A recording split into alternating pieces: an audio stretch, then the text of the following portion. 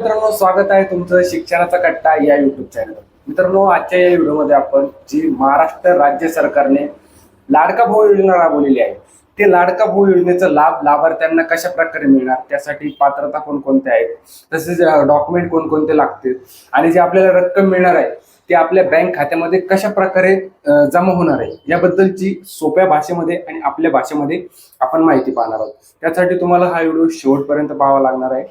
तसेच व्हिडिओ आवडला तर शेअर करायला विसरू नका. चॅनलला सबस्क्राईब नक्की करा आणि बेल आयकॉनला क्लिक करा, जेणेकरून तुमच्यापर्यंत आपण दिलेली माहिती लवकरात लवकर पोहोचेल. तर चला व्हिडिओ सुरू करूया.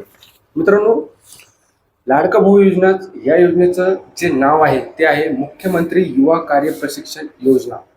लाडका भाऊ योजनेला मुख्यमंत्री युवा कार्य प्रशिक्षण योजनेअंतर्गत ही योजना राबवण्यात आलेली आहे. या योजनेचं उद्दिष्ट काय आहे की उमेदवारांना उद्योजकाकडे प्रत्यक्ष कार्य प्रशिक्षणाद्वारे रोजगार सक्षम करणे.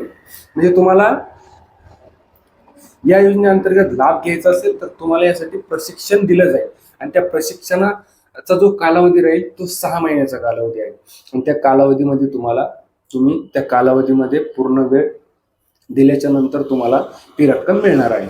मुख्यमंत्री युवा कार्य प्रशिक्षण योजनेअंतर्गत 5,500 कोटी निधी उपलब्ध झालेला आहे. 5,500 कोटीचा निधी दिलेला आहे. योजनेचं स्वरूप कशा प्रकारे आहे तर उद्योजकांना त्यांच्या उद्योगासाठी आवश्यक असणारे मनुष्यबळ कार्य प्रशिक्षणाद्वारे उपलब्ध करून देणे. म्हणजे तुम्हाला या योजनेअंतर्गत प्रशिक्षण दिलं जाईल.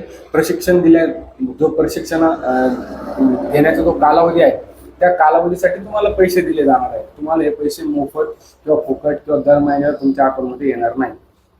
त्यासाठी तुम्हाला पुढे याचा जो कालावधी राहील तो बी तुम्हाला त्यांच्या अटी शर्तीनुसार पूर्ण करावा लागणार आहे. त्यानंतर अंमलबजावणी कोण करणार आहे तर कौशल्य विकास रोजगार उद्योजकता आयुक्तालय महाराष्ट्र राज्य. योजनेची ठळक वैशिष्ट्ये काय? 12वी, ITI, पदविका, पदवी व पदव्युत्तर शैक्षणिक पात्रता धारण केलेले रोजगार इच्छुक उमेदवार हे सर्व यासाठी पात्र आहेत आणि हे नोंदणी करू शकतात. यासाठी तुम्हाला एम्प्लॉयमेंट नोंदणी mahaswayam.gov.in यावर जाऊन तुम्हाला तुमची एम्प्लॉयमेंट नोंदणी करणं गरजेचं आहे आणि त्याद्वारे तुम्ही याचा लाभ घेऊ शकता. सुमारे 10 लाख कार्य प्रशिक्षणाच्या संधी प्रत्येक आर्थिक वर्षात या योजनेच्या माध्यमातून उपलब्ध होतील.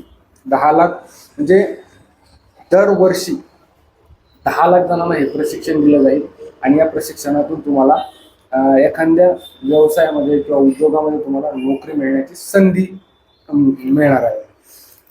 सदर कार्य प्रशिक्षणाचा कालावधी 6 महिने राहील.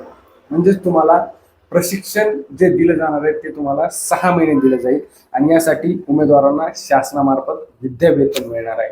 जे लोकांमध्ये चर्चा चालू आहे की 6,000, 8,000, 10,000 महिन्याला मिळणार, तर ते ॲक्च्युली तुम्हाला या 6 महिन्याच्या कालावधीसाठीच मिळणार आहे. त्या व्यतिरिक्त तुम्हाला हे पैसे मिळणार नाही.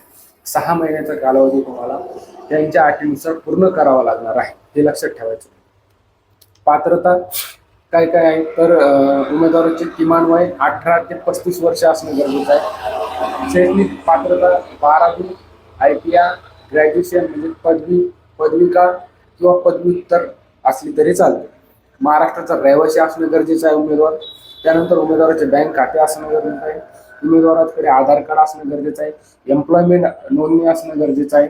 त्यानंतर आता विद्यावेतन कसं मिळणार तर 12वी पाससाठी 6,000 रुपये 6 महिन्यासाठी दिले जाणार आहे. तुम्हाला हे वर्षभर किंवा 4-5 वर्षासाठी दिले जाणार नाही, तर फक्त 6 महिन्याचा प्रशिक्षण तुम्ही जर ते कंप्लीट केलं तरच तुम्हाला हे 6,000 मिळणार आहेत. ITI साठी 8,000 आहेत आणि पदवी आणि पदव्युत्तरसाठी 10,000 रुपये आहेत. 10,000 हे फक्त 6 महिन्यासाठी आहेत. त्यांच्या अटी शर्तीनुसार तुम्हाला ते 6 महिने कंप्लीट करावे लागतील. 6 महिन्याचं प्रशिक्षण घ्यावा लागेल.